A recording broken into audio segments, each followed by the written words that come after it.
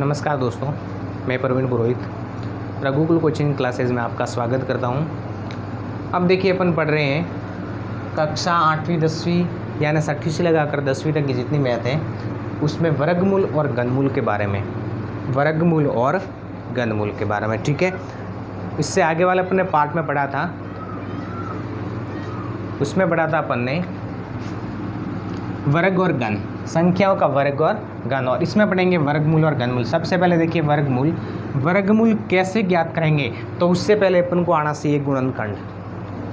वर्गमूल ज्ञात करने के लिए सबसे पहले क्या आना चाहिए? गुणनखंड। ठीक है, तो गुणनखंड कैसे ज्ञात करेंगे? देखिए अभाज्य गुणनखंड, जैसे कि आपको 100 दिया हुआ है। अब इसमें आपको भाग देना है, जिस संख्या का अपन भाग देते हैं वो संख्या यहाँ पर रखनी है। शर्त क्या होती है कि जिस संख्या का अपन यानी भाजक जो भी होगी संख्या वो तो यहाँ पर रखेंगे। ठीक है, जो भी भागफल आएगा वो यहाँ पर रखेंगे, भागफल आएगा वो यहाँ पर रखा जाएगा। ठीक है, और दूसरी रही बात, शेषफल नहीं आना चाहिए। कहने का मतलब यहाँ पर जो संख्या रहेंगे उसका पूरा भाग इसमें जाना चाहिए, तो शेषफल 0 आएगा, शेषफल नहीं आना चाहिए। ठीक है, और दूसरी बात आपको ये ध्यान में रखना है कि अभाज्य गुणनखंड विधि में जो भी अपन भाग देते हैं वो भाग जाने वाली सबसे छोटी से छोटी संख्या होनी चाहिए। यानी उस संख्या से कोई छोटी संख्या और उसका भाग जाए तो आपका गलत हो जाएगा। ठीक है, यानी जिसका आप भाग दे रहे हो वो भाजक इस संख्या में पूरा भाग जाने वाली संख्या सबसे छोटी होनी चाहिए। यानी सबसे छोटी से छोटी संख्या का भाग अपन को किस में देना है? आगे वाली संख्या में। अब आपको ये समझ में नहीं आया तो देखिए, अपन भाग पढ़ते थे तो यहाँ पर जो संख्या लिखते थे उसको बोलते थे भाजक, यहाँ पर था भाज्य, यहाँ पर आता था भागफल। ठीक है, और जो लास्ट में बचता था यहाँ पर वो बचता था शेषफल। ये थोड़ा सा आपको ध्यान रखना चाहिए। ठीक है, बिल्कुल नॉर्मल है। ठीक है, चौथी पांचवी वाला भी बता सकता है कि भाजक कौन सी संख्या होती है, भागफल कौन सी संख्या होती है, भाज्य कौन सी होती है, शेषफल कौन सी होती है। ठीक है, जिस संख्या का भाग देते हैं, जिस संख्या का भाग देते हैं वो भाजक, और जिस संख्या में भाग देते हैं उस संख्या को कहते हैं भाज्य। और जो भाग देने पर जो अपन को फल प्राप्त होता है, जो अपन को आंसर प्राप्त होता है वो होता है भागफल, और जो शेष बचता है उसको बोलते हैं शेषफल। अब आगे देखिए, अब अपन इसमें सबसे छोटी से छोटी कौन सी संख्या का भाग देंगे तो सबसे पहले तो अपन को ज्ञान होना चाहिए सम और विषम का। ठीक है, सम और विषम का ज्ञान होना चाहिए। अब ये 100 सम संख्या है, विषम संख्या, इसकी पहचान कैसे करेंगे तो सबसे पहले देखना है इकाई अंक क्या इसमें शून्य है। यानी शून्य क्या होता है? सम संख्या होती है। ठीक है, जिसका इकाई अंक शून्य है वो सम संख्या है। 0 है, 2, 4, 6, 8 वो सब क्या है? सम संख्या में आएगा। ठीक है, तो देखिए सम संख्या है तो सबसे छोटी संख्या 2 होती है और 2 का भाग जाएगा। 2 का भाग दीजिए, कितनी बार जाएगा? 50 बार। देखिए 1 में 2 का भाग जाता नहीं, 0 भी साथ में लिया, कितने हुए? 10 हुए। 10 में 2 का भाग कितनी बार जाता है? 5 बार। 0 ऐसा कैसा अपन ने उतार दिया। ठीक है, अब आपके 2 का भाग और जाएगा क्योंकि अभी भी इकाई अंक 0 है। ठीक है, तो अभी इकाई अंक 0, देखिए 5 में कितनी बार? 2 दूनी 4, 2 3 6 हो जाते हैं, तो 2 दूनी 4, 1 शेष बचेगा यहाँ पर। ठीक है, ये 10 हो जाएंगे तो इसमें भाग जाएगा 10 में 5 बार। अब देखिए 2 का भाग नहीं जाता क्योंकि ये विषम संख्या है। 2 का भाग नहीं जाता क्योंकि ये विषम संख्या है। ठीक है, देखिए इकाई अंक 5 है और 5 तो विषम संख्या में आता है, तो इसमें किसका भाग जाएगा? 3 का भाग जाता नहीं है पूरा। ठीक है, 8 3 24 होते हैं। ठीक है, तो और 3 हमें 27 होते हैं, तो ये 3 का भाग भी इसमें नहीं जाएगा। तो किसका जाएगा? 5 का दे दीजिए, क्योंकि 4 का देने की तो आवश्यकता नहीं है। जब 2 का भाग नहीं जाएगा तो 4 का जाने वाला है ही नहीं। ठीक है, तो इसमें 5 का भाग जाएगा। कितनी बार जाएगा? 5 5 25 और फिर 5 का भाग 1 बार। ये था आपके अभाज्य गुणनखंड। इसको अपन क्या बोलते हैं? अभाज्य गुणनखंड। ठीक है, और देखिए वापस ये जो संख्या आती है इसका गुणा करने पर ये संख्या आनी चाहिए। देखिए 2 गुणा 2 गुणा 5 गुणा 5, तो देखिए 2 दूनी 4, 4 पंजे 20 और 20 पंजे कितने होते हैं? 100 होते हैं। ये अपना है अभाज्य गुणनखंड। एक बार और देख लीजिए आप, जैसे कि आपको बता देते हैं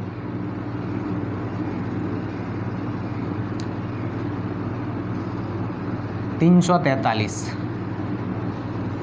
343 में किसका भाग जाएगा? 3 का भाग जाता है क्या? नहीं जाता। विषम संख्या है लेकिन 3 का भाग नहीं जाता। 4 का भाग तो जाएगा नहीं क्योंकि सम संख्या है ही नहीं। 5 का नहीं जाता, 6 का नहीं जाता, 7 का दीजिए। 7 एकम 7 जाता है क्या? 7 पंजे 35 होते हैं, 7 चौके 28। एक बार दे दीजिए। 7 का भाग 7 चौके 28, ठीक है। 7 चौके 28 पीछे बचते हैं से 7 9 63 भाग जाता है, ठीक है।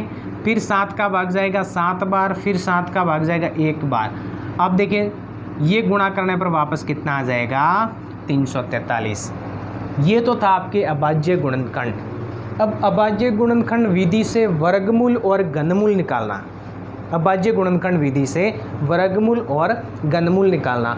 तो देखिए कैसे निकालेंगे, यही विधि काम आएगी, ठीक है। अगर आपके अभाज्य गुणनखंड आता है तो वर्गमूल, घनमूल, एलसीएम, एचसीएफ सब कुछ अपन आराम से ज्ञात कर सकते हैं, ठीक है। लसअप मसअप कोई हार्ड बात नहीं है, बिल्कुल इजी है। वर्गमूल घनमूल कोई हार्ड नहीं है, बिल्कुल इजी है, ठीक है। अपन को भाग देना आना चाहिए, यानी आपको टेबल याद होनी चाहिए 20 तक। अब देखिए अपन वर्गमूल ज्ञात करेंगे तो जैसे कि 324 है, इसका वर्गमूल ज्ञात करो। 5 जैसे कि आपके 225, इसका वर्गमूल ज्ञात करो। 576, इसका भी वर्गमूल आप ज्ञात कर सकते हो, ठीक है। ये जो संख्या है 1024, इसका भी आप वर्गमूल ज्ञात कर सकते हो, ठीक है। अब देखिए वर्गमूल ज्ञात करना है, सम संख्या है 2 का भाग जाएगा 1 बार, 6 बार, 2 बार, ठीक है। फिर वापस 2 का भाग जाएगा 8 बार, 1 बार। फिर वापस 3 का भाग जाएगा, इसमें 2 का नहीं जाएगा क्योंकि 1 है विषम संख्या। 3 का भाग दे दीजिए, 3 दूनी 6 और 7 3 21। फिर 3 का भाग 9 बार, फिर 3 का भाग 3 बार, तो और फिर 3 का भाग 1 बार। अब आपको मैंने पढ़ाया था वर्ग कैसे ज्ञात करते हैं। जैसे कि 5 है तो 5 का वर्ग कितना होता है? 5 गुणा 5, 2 बार गुणा करने पर 25 होता है, ठीक है। ऐसे वर्ग ज्ञात करते थे, 2 2 का जोड़ा बनाते थे, तभी वर्ग, यानी 2 बार गुणा करने पर वर्ग बनता है, ठीक है। तो आपको भी यहाँ पे क्या करना है? 2 2 का जोड़ा बना दो।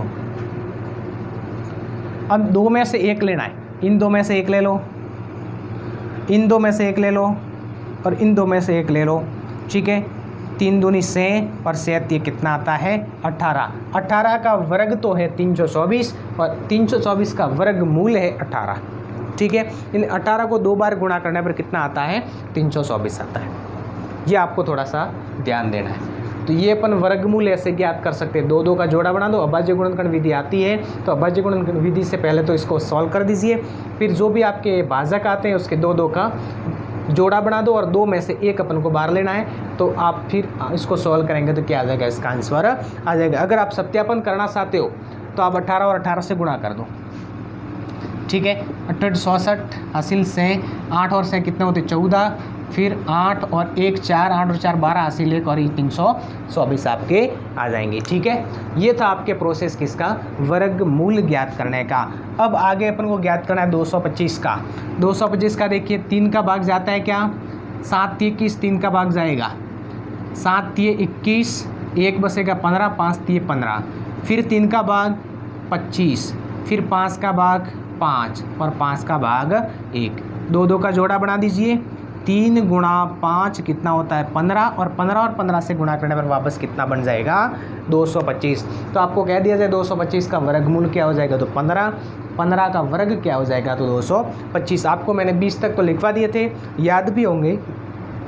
आगे देखिए 576 का। 576 का देखिए वर्गमूल ज्ञात अपन को करना है। सम संख्या है, 2 का भाग दे दो 2 बार, ठीक है। 8 दूनी 16, 8 दूनी 16। फिर 2 का भाग 144, फिर 2 का भाग 7 2 72, फिर 2 का भाग 36, 2 का भाग 18, 2 का भाग 9, 3 का भाग 3 और 3 का भाग 1। 2 2 का जोड़ा बना दीजिए, ठीक है। 2 2 का जोड़ा बना, देख 2 गुणा 2 गुणा 2 गुणा 3, 2 दूनी 4, 4 दूनी 8, 8 3 कितने होते हैं? 24। 24 का वर्ग क्या है? 576 और 576 का वर्गमूल क्या है? 24 से, ठीक है। अगर इसको सत्यापित करना है तो 24 और 24 से अपन को गुणा करना पड़ेगा। तो 24 और 24 400 के 16 हासिल 1, 4 दूनी 8 और 1 9, फिर 8 और ये 4 हो जाएगा, 6 8 ये 17 हासिल 1 और कितना आ जाएगा 576। ये था आपके प्रोसेस किसका 576 का। अपन ने वर्गमूल ज्ञात किया, कितना आया है 24 आया। अब 1024 में 2 का भाग जा रहा है, देखिए 5 1 2, फिर 2 का भाग जाएगा, कितनी बार जाएगा देखिए 2 बार और 5 और 6, फिर 2 का भाग जाएगा आपके 1 बार 2 बार 8 बार, फिर 2 का भाग 6 4, 2 का भाग कितना आ जाएगा 3 2, 2 का भाग कितना आ जाएगा 16 2 8 2 4 2 2 2 1, 2 2 का जोड़ा बना दीजिए, कितना आता है 2 गुणा 2 गुणा 2 गुणा 2, 1 2 3 4 5 बनते हैं, ठीक है। और 2 2 दूनी 4 4 दूनी 8 8 दूनी 16 16 दूनी 32 का आपके क्या आ जाएगा वर्ग आ जाएगा 1024, और 1024 का वर्गमूल क्या है 32 है। ये था प्रोसेस आपके वर्गमूल ज्ञात करने का। क्या ज्ञात करने का वर्गमूल। इसी के जैसे ही आपको क्या ज्ञात करना है घनमूल ज्ञात करना है। क्या ज्ञात करना है घनमूल ज्ञात करना है, लेकिन उसमें प्रोसेस थोड़ा अलग है। अलग कुछ नहीं है, सेम है, लेकिन इसमें अपन 2 2 के जोड़े बनाते थे, उसमें अपन को 3 3 के जोड़े बनाने हैं। बाकी कोई लंबा प्रोसेस तो है नहीं, ठीक है। जैसे कि आपको क्या दिया जाए 512 का घनमूल, 729 का घनमूल, ठीक है। उसी प्रकार एक और लिख दो 1331 का घनमूल। अब देखिए 512 में 2 का भाग जाता है, कितना आ जाएगा 2 बार 5 बार 6 बार, फिर 2 का भाग कितनी बार जाएगा 1 बार 2 बार 8 बार, फिर 2 का भाग 6 4, फिर 2 का भाग 2 3, फिर 2 का भाग 16, 2 का भाग 8 2 4 2 2 2 1। अब इसमें बनाने हैं अपन को 3 3 के जोड़े। कितने बनाने हैं 3 3 के। देखिए इस 3 में से 1 ले लिया अपन ने, इन 3 में से 1 ले लिया और इन 3 में से 1 ले लिया, कितना आ जाएगा 8 आ जाएगा। 8 को अपन 3 बार गुणा करने पर 8 को अपन 3 बार गुणा करेंगे तो 512 आ जाएंगे। ये 8 का घन क्या है 512 है, और 512 का घनमूल क्या है 8 है, ठीक है। ये था आपके घनमूल का प्रोसेस। उसमें 2 2 के जोड़े, इसमें 3 3 के जोड़े, बाकी कोई लंबा प्रोसेस नहीं है। जैसे कि 729 है, इसमें 3 का भाग दीजिए, 3 दूनी 6 और 300 के 12, 3 3 9, वापस 3 का भाग जाता है, देखिए 8 बार 1 बार, फिर 3 का भाग जाता है 27, 3 का भाग 9, 3 का भाग 3 और 3 का भाग 1, 3 3 के जोड़े बना दीजिए, 3 गुणा 3 कितने आते हैं 9 आ जाएगा। ये था आपके 729 का घनमूल। और 9 को अगर 3 बार आप गुणा कर रहे हो, यानी इसका घन ज्ञात कर रहे हो, तो 729 आ जाएगा। 1331 में देखिए ये किसका है, अगर आपको याद नहीं है तो 11 का है। 11 का भाग 121 बार, फिर 11 का भाग 11 बार, 11 का 1 बार, ठीक है। 3 का 1 इसमें से लेना है, 11 का आपके घनमूल क्या घन हो जाएगा 1331, और घनमूल कितना है 11, 3 में से 1 आपको बार लेना है।